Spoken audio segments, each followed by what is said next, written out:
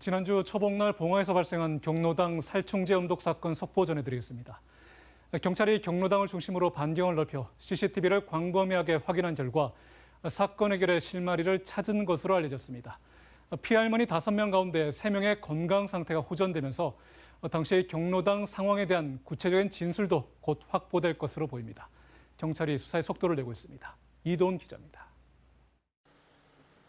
경찰 수사가 진행되면서 피해 할머니들이 살충제를 음독하게 된 장소가 점심을 함께한 식당보다는 경로당 쪽에 무게가 실리기 시작했습니다.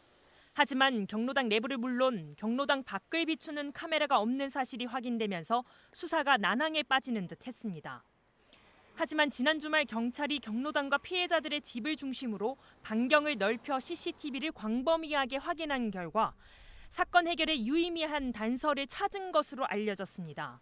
경로당과 피해자들의 집이 봉화읍 내에서도 비교적 번화한 지역과 가깝다 보니 상당한 분량의 CCTV를 경찰이 확보한 겁니다.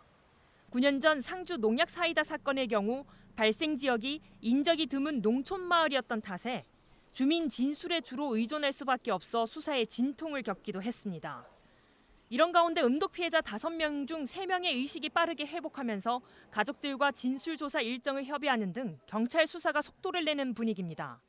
특히 경로당에서 어떤 용기를 통해 어떤 방식으로 음료를 나눠 마셨는지, 또 경로당 회원 간 평소 사이는 어땠는지 등 수사의 중요한 진술을 확보할 수 있을 거로 경찰은 기대하고 있습니다. 한편 경찰은 경로당 안팎에서 상당량의 물건들을 수거해 국과수의 감정을 의뢰했고 그 결과가 속속 나오고 있다며 사건에 대한 섣부른 예단을 경계했습니다. MBC 뉴스 이도훈입니다.